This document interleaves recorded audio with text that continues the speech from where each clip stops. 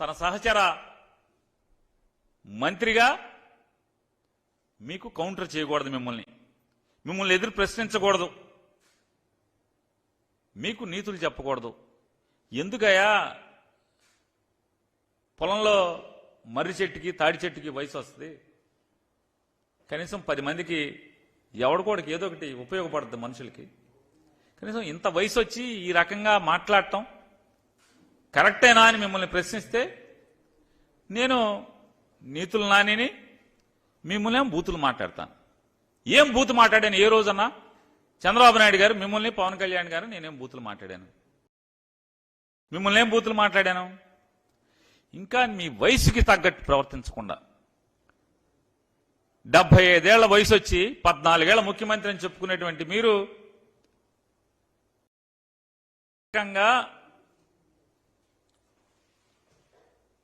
నా కుమారుడు పేర్ని కృష్ణమూర్తిని మీరు ఎంత దిగజారి మాట్లాడుతున్నారు. నా కొడుకు గంజాయి అమ్ముతాడా? ఇంతకన్నా ఎందుకు వయసునేది? ఈ వయసు, ఆ వయసు ఒంటి మీద వయసుకి తగ్గ మాట్లాయి. మరి ప్రజాసేవ చేయాలనేటువంటి ఆకాంక్షతో, బలమైన ఆకాంక్షతో రాజకీయాలకి అడుగుపెట్టి 4 సంవత్సరాలు నీ కొల్లు రవీంద్ర లేదా నీ పార్టీ నాయకులందరూ కూడా ఇళ్లలో పడుకుని, మీతో సహా అందరూ ఇళ్లలో పడుకుంటే అతను కరోనాలో ప్రాణాలకు తెగించి ఐసీయూ వార్డులో కూడా బందర్లో కరోనా బారిన పడినటువంటి ఏ పేషెంట్ని అడిగినా కూడా పేర్ని కృష్ణమూర్తి సేవల గురించి ఈ రోజు కూడా మాట్లాడతారు. కరోనాలో ప్రాణాలు పోతుంటే ఐసీయూ వార్డులోకి వెళ్లి అందరితో పలకరించి, అందరికీ స్వాంతన మాటలు చెప్పి, మీ ఇంట్లో వాళ్ళు బయట నుంచునున్నారు, వాళ్ళు ఈ కబురు చెప్పమన్నారని మీకు వీళ్ళ ఫోటోలు తీసి వాళ్ళతో మాట్లాడి వీడియో తీసి అవన్నీ కూడా వాళ్ళ కుటుంబ సభ్యులకి చూపించి, ఇదిగో మీ ఇంట్లో మీ నాన్నగారు లేకపోతే మీ భార్య గారు, మీ కొడుకు ఇదిగో ఇలా మాట్లాడుతున్నాడు, ఇదిగో ఇలా ఉన్నాడు అని చెప్పి దాదాపుగా ప్రతి పేషెంట్ వాళ్ళ తాలూకాకి చూపించేవాడు. డాక్టర్లతో సమానంగా లోపల వార్డులో ప్రాణాలకు తెగించి తిరిగాడు. బెడ్లు కావాలంటే బెడ్లు అందించడం, ఎప్పుడు 24 గంటలు అదే పనిలో ఉంటే నూనూకు మేసాలటువంటి నవ యువకుడు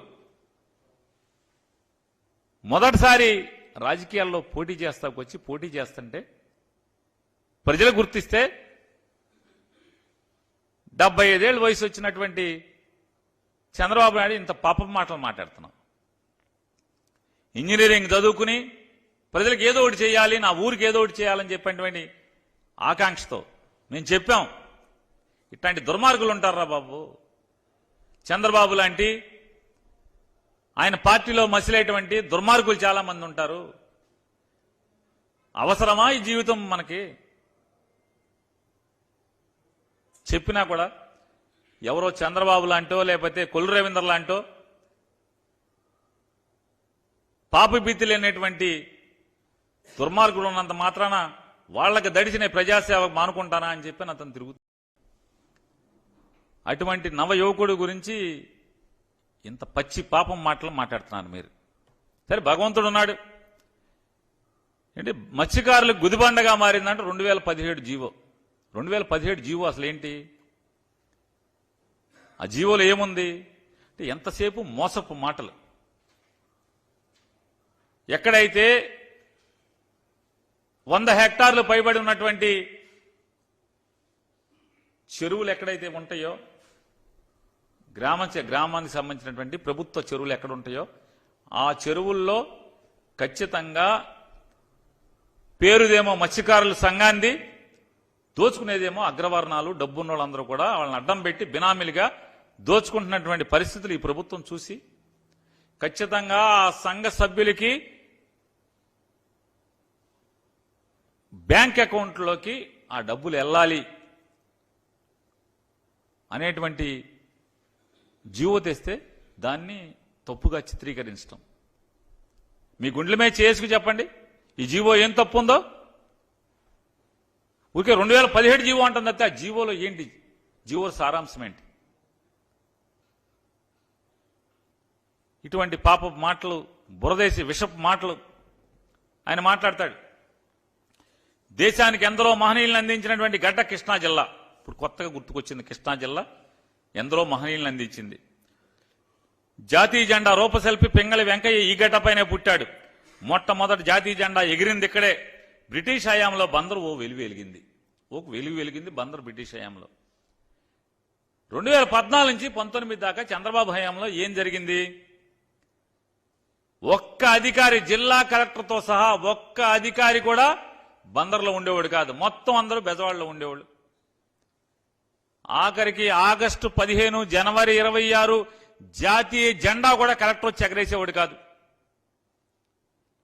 డిఆర్ఓతో ఎగరేయించేవాళ్ళు.